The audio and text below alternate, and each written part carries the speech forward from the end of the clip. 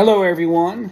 This video today is about From Wuhan to Washington, the unseen dangers behind lab certification.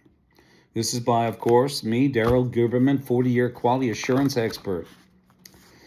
What if I told you this, ladies and gentlemen? What if I told you that some of the very agencies trusted to protect your health, the CDC, the NIH, and even the FDA, were tied directly to the same accreditation body that certified the Wuhan lab just before COVID outbreak? And what if I told you that these agencies didn't just miss the signs? They sat on the board of the same organization and gave a green light to the lab that admitted on record it didn't even have trained technicians. This is not a conspiracy, ladies and gentlemen. This is certified negligence. The Trump budget cuts, why they make sense now.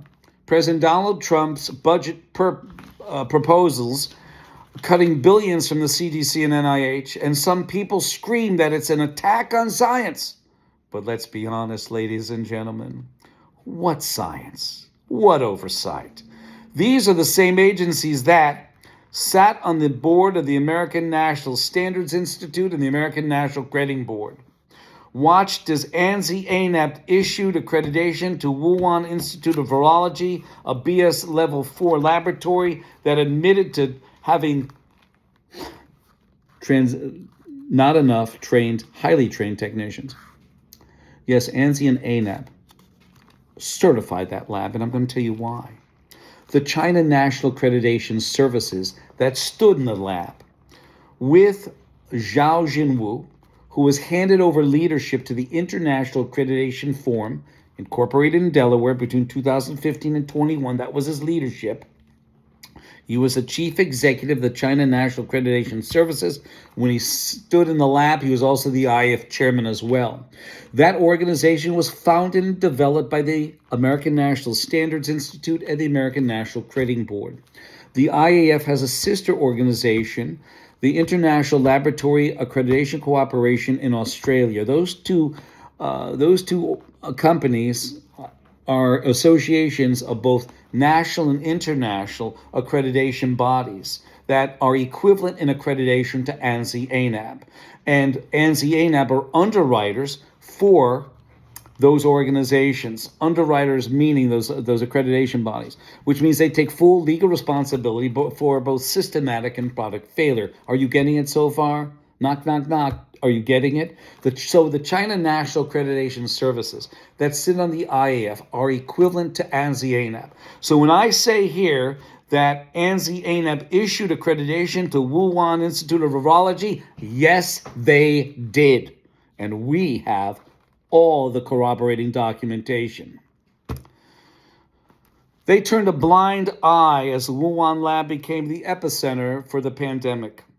These are not agencies to be rewarded. These are agencies that needed to be audited, investigated, and held accountable before receiving another cent. Who's really in control? Let me introduce you to some acronyms you may never have heard of. ANSI, the American National Standards Institute. ANAP, the American National Grading Board. ANSI took over complete control over ANAP in 2018. One organization, but keeping both names. The IAF was founded by the ANSI-ANAP, the International Accreditation Forum incorporated in Delaware, and ILAC, the International Laboratory Accreditation Cooperation. Together, they form a global accreditation cartel. But the worst part, ANSI and ANAP co-founded the IAF in Delaware, and ILAC is based in Australia. Both claim mutual recognition with China National Accreditation Services. And guess who ran the IAF between 2015 and 21? A Mr. Zhao Jinwu, a Chinese Communist national based in Beijing, and he is the chief, at the time he was the chief executive of the China National Accreditation Services, of course in Beijing. This man was involved with our quality since 1994. And he is mandated at that time also under the China National Accreditation Services, or actually under the China National Intelligence Law, Article number 7, is legally obligated to send any data he handles back to the Chinese Communist Party. Yet this man was standing in Wuhan's lab in 2017, handing over a certificate on behalf of the American-based IAF, and ANSI-ANAP, because the China National Accreditation Services, which he represented, is equivalent to ANSI-ANAP. Do you see this now? Do you hear it? The Wuhan certification, a dangerous paper trail. In January 2017, the WIV, Wuhan Institute of Virology, received its Bio-Level 4 lab certification from IAF-backed bodies. They received a laboratory certification for the highest containment laboratory, highest pathogens like COVID. They didn't have enough highly trained technicians. They were told 6 months before they received that laboratory certification and 6 months after, when American scientists went in there and the scientists were still saying we didn't have enough trained technicians. So that certificate was basically a fraud. Unbelievable. 6 months before this, the lab admitted it lacked enough trained technicians. 6 months after, American scientists confirmed it again. The lab had no adequate high-level biosafety training, which meant that Zhao Jinwu issued a certificate to an ill-prepared laboratory. He probably didn't even look. He signed it off and said, "Here you go, give me your cash and let's go." Unbelievable. And here's the kicker. In a deposition testimony from Ms. Pamela Sale, Vice President of ANSI-ANAP Laboratory Accreditation, was asked about lab standards, and her response was, under deposition 2017, one of the issues is that there is no commonly agreed upon set of standards that forensic labs around the country have to follow. Instead, there are informal guidelines that labs can choose to follow or not. Let that sink in, ladies and gentlemen. The people responsible for certifying the most dangerous labs on earth don't check protocols. Take a look at that. Whether it's forensic, Bio-Level 4, phlebotomy. How many times have we heard of issues about laboratories for phlebotomy thrown to shit in a bin and writing all these fudging documentation? We've heard that before. Look it up. Look up laboratory failures. You'll find it. This is not science, ladies and gentlemen. This is rubber stamp risk. NIH, CDC, and FDA. Robert Kennedy watches over that, being the head of the Health and Human Services.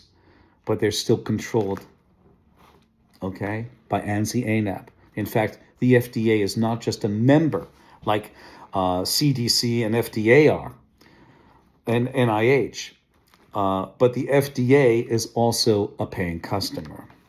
These U.S. agencies just don't sit on ANSI-ANAP's board. The FDA are paying customers, meaning the FDA, NIH, and CDC help fund the very body that helped accredit a Chinese bioweapons-capable lab.